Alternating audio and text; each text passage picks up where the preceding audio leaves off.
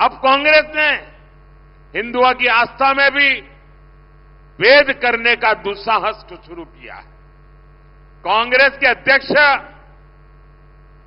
श्रीमान मल्लिकार्जुन खड़गे जी, उन्होंने एक बड़ा गंभीर विषय छेड़ा है और उन्होंने कहा है भगवान राम और भगवान शिव, उसके संबंध में बड़ा खतरनाक बयान दिया है और वे बदइरादे से दिया गया हुआ स्टेटमेंट है।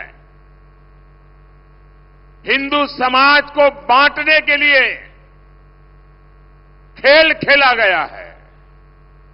वो राम भक्तों को और शिव भक्तों में भेद देखते हैं, भेद करते हैं और भेद करके लड़ाना चाहते हैं।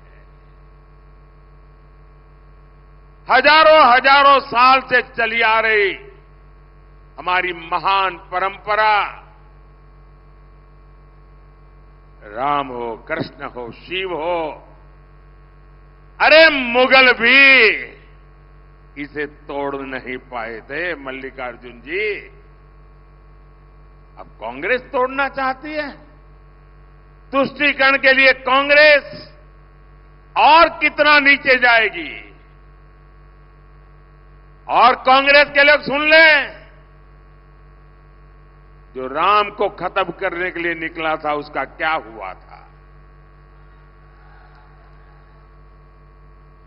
और उनके एक शाहजादे ने महीने भर पहले कह दिया था कि मैं इस देश में शक्ति का विनाश करके रहूंगा। ये शक्ति स्वरूपा मेरी माताएं बहनें बैठी है। हम शक्ति के उपासक हैं। कोई अंबा की उपासना करता है, कोई चामुंडेश्वरी की करता है, कोई चोटीला के पगडंडी पर जाकर के ऊपर जाकर के मां चामुंडेश्वरी का, कभी दुर्गा का, कभी काली का, कभी लक्ष्मी का, कभी सरस्वती का। हम शक्ति की उपासना करते हैं। और शाहजादे ने कह दिया था कि मैं शक्ति का विनाश करूंगा। और जो शक्ति की उपासना करने वाले लोग हैं, क्या वो शक्ति का विनाश करने वालों को कभी स्वीकार कर सकते हैं क्या? जो शिव और राम को लड़ाने की बात करते हैं, वो कभी स्वीकार कर सकते हैं जी? हम तो वो लोग हैं जिन्होंने शिव जी के सामने कमल पूजा करके अपने सिर काट करके रख दिए थे जी। ये क्या कर रहे हैं लोग? साथियों, कांग्रेस हमेशा से रॉन्ग डिलीवरी वाली पार्टी है। देश को आजादी दिलानी थी, लेकिन उन्होंने बंटवारा कर दिया। देश का विकास करना था, लेकिन जो था वो भी लूट लिया।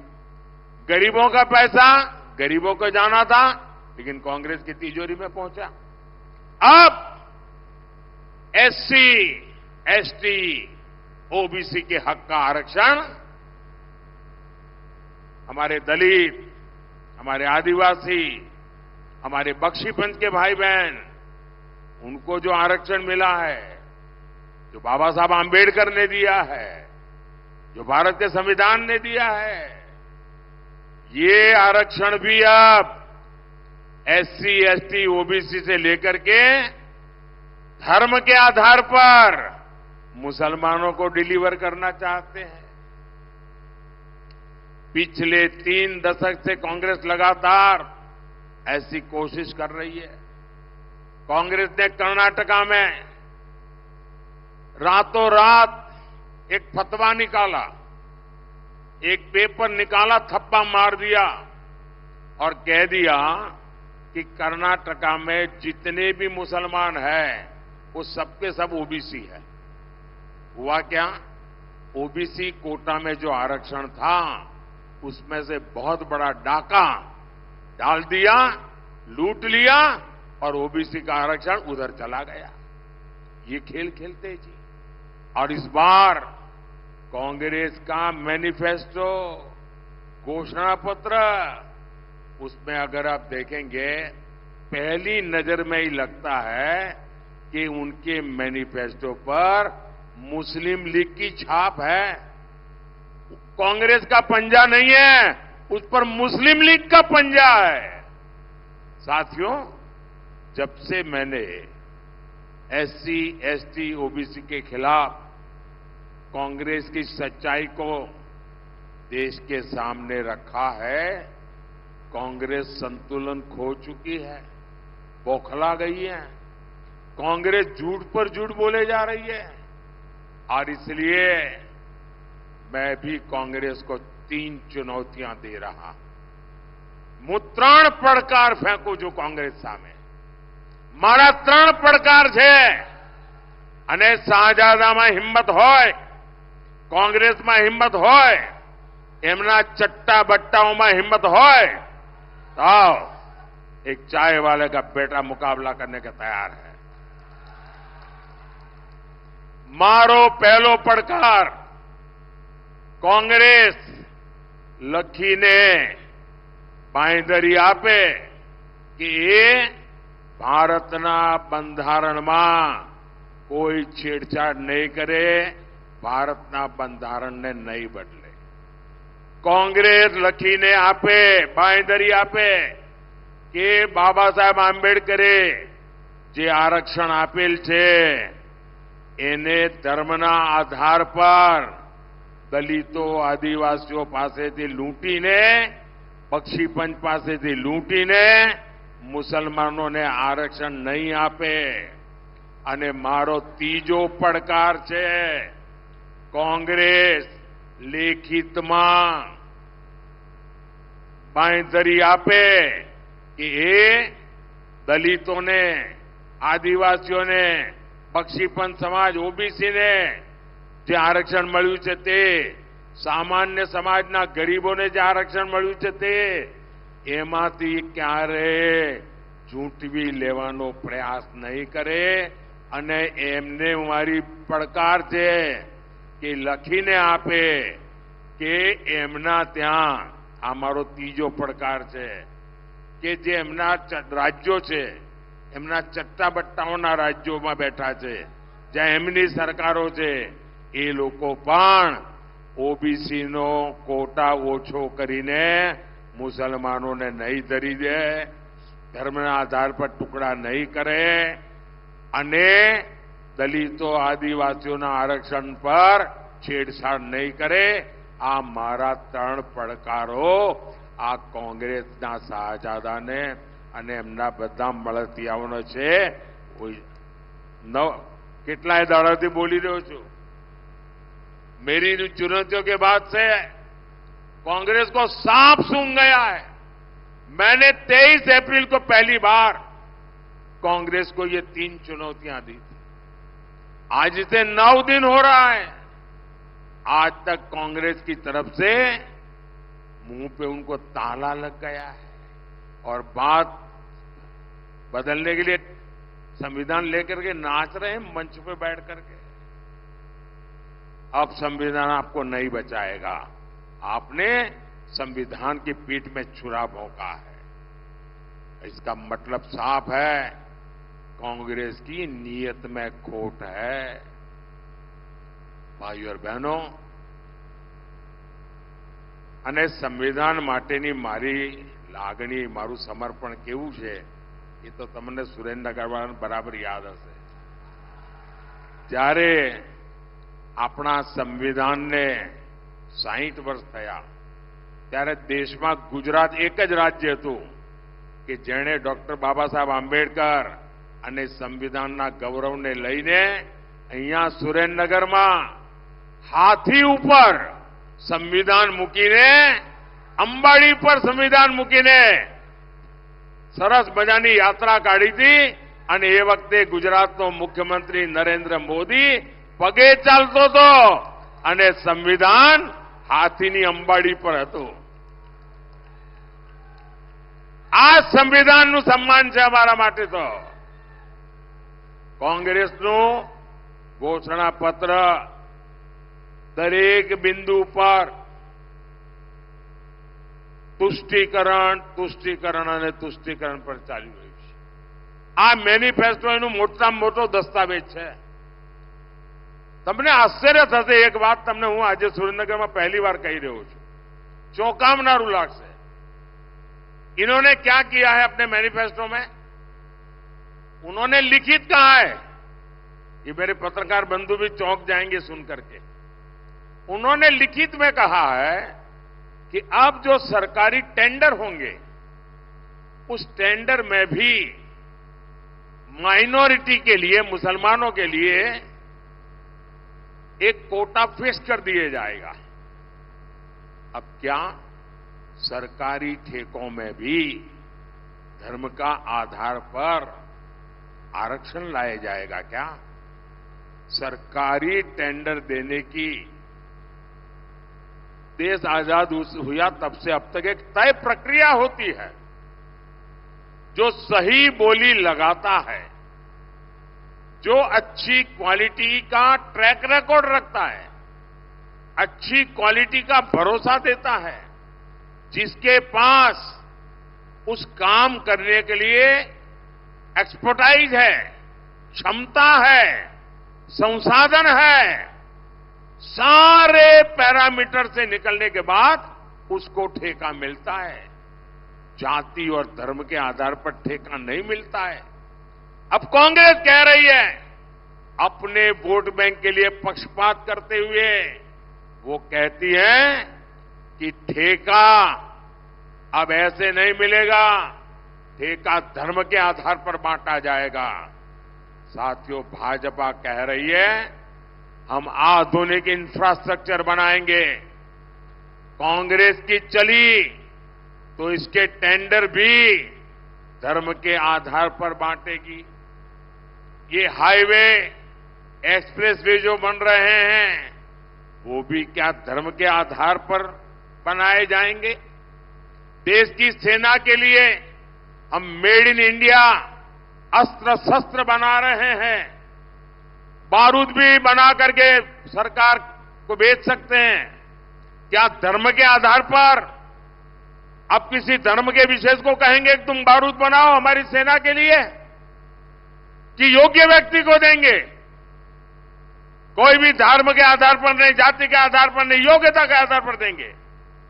अब कांग्रेस की ये सनक देखिए, चुनाव जीतने के लिए, सत्ता पाने के लिए ये देश को तबाह करने पर लगे हैं. हर सेक्टर में ये देश को बांटने का ये मुस्लिम लीगी प्लान देश को मंजूर नहीं है. और कांग्रेस लिख के रखे, जब तक मोदी जिंदा है ना, मोदी जिंदा है तब तक आप देश का ऐसा बंटवारा नहीं कर पाओगे. અને આપણે ત્યાં તો કહે છે કાઠિયાવાડમાં ખેલ ખેલાડીના અને ઘોડા સવારોના. ભાઈઓ બહેનો, સંવિધાનની બાબતમાં મારું કમિટમેન્ટ તમને ખબર છે. અને મેં અહીંયા જેમ વર્ણન કર્યું એમ 60 વર્ષ મેં મનાયા હતા ને, હવે દિલ્હીમાં છું, હવે 75 થયા છે. સાહેબ, ધૂમધામથી હું સંવિધાનની 75મી વર્ષગાંઠ મનાવવાનો છું. અને આ સંવિધાનને ચેડા કરવાળી જે લોકો છે, ગેંગ, એને ખુલ્લી પાડવા, ગામે ગામ, સ્કૂલે સ્કૂલે, મોહલ્લે મોહલ્લે જઈને આ ત્રીજી 4 જૂને પરિણામ આવ્યું નથી કે હું પાછળ પડ્યો નથી. તમે જોઈ લેજો.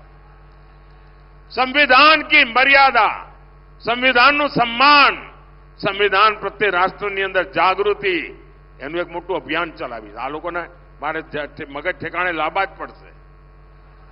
ભાઈઓ બહેનો,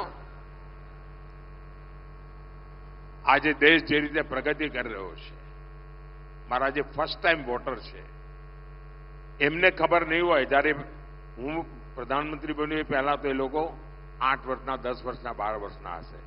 એ વખતે એમને કાંઈ ખબર નહીં હોય દેશની શું દશા હતી. મારે મારા ફર્સ્ટ ટાઈમના વોટરોને કહેવાનું છે કે તમે તો ગૂગલ ગુરુવાળા વિદ્યાર્થીઓ છો. તો તમે બધા ગૂગલ ગુરુના શિષ્યો છો. જરા ગૂગલ પર જઈને 2012, 13, 14ના જરા છાપા જોઈ લેજો. એ દિવસોને યાદ કરજો. આપણે હવે દેશને ત્યાં નથી લઈ જવો. મારા પહેલા વખતના જે મતદારો છે, તમારો પહેલો વોટ દેશના નામે જ હોવો જોઈએ, દેશના ભવિષ્ય માટે હોવો જોઈએ. ભાઈઓ બહેનો, રાજકોટ હોય, ભાવનગર હોય, ખૂબ મોટી માત્રામાં ઔદ્યોગિક વિસ્તાર, એના માટે આપણે કામે લાગ્યા છીએ. ભૂપેન્દ્રભાઈએ કહ્યું એમ, સેમી કન્ડક્ટર દુનિયાના 4-5 દેશો વચ્ચે એ મોટું કામ અહીં તમારા પડોશમાં આવી રહ્યું છે. ભાઈઓ, તમારા માટે તો જય જયકાર છે. ઇન્ટરનેશનલ એરપોર્ટ તમારા તો ઘર આંગણે બની ગયું. ભાઈ, તમારે તો જય જયકાર છે. હવે તો ઇલેક્ટ્રિક વેહિકલનો જમાનો છે. અને તમને ખબર છે મોદી સાહેબે શું વિચાર્યું છે? આપણા નરેન્દ્રભાઈ પીએમ સૂર્યઘર, પીએમ સૂર્યઘરમાં મારી યોજના છે, તમારું ઘરનું વીજળીનું બિલ 0, મફત, કાના માતા વગરનું મફત. સૂર્યઘર યોજનાથી સોલાર પેનલ લાગશે, તમે વીજળી પેદા કરશો.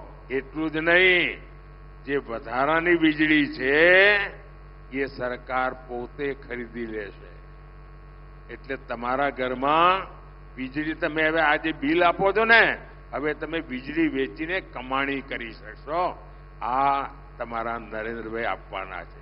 એટલું જ નહીં, આજે તમે ગાડીઓ ચલાવો છો ને, પેટ્રોલ ડીઝલનો ખર્ચો કરો છો, સાહેબ એ પણ મારે 0 કરી દેવાનું છે.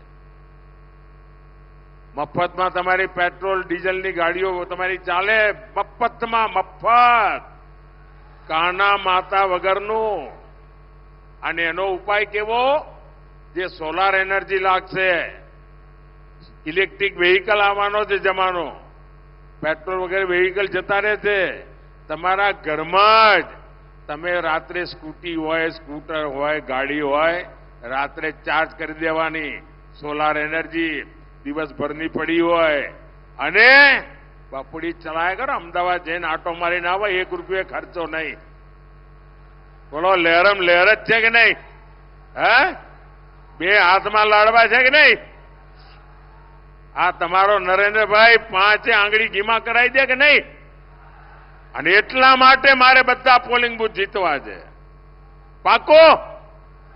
અને અમારા જે ઉમેદવારો છે આ ચૂંટણીમાં, એ અમારા સુરેન્દ્રનગરના ભાઈ શ્રી ચંદુભાઈ શિહોરા, અમારા નિવડેલા કાર્યકર્તા, અમારા ડોક્ટર સાહેબ પણ મેં પરાણે ચૂંટણી લડાઈ હતી ગયે વખતે.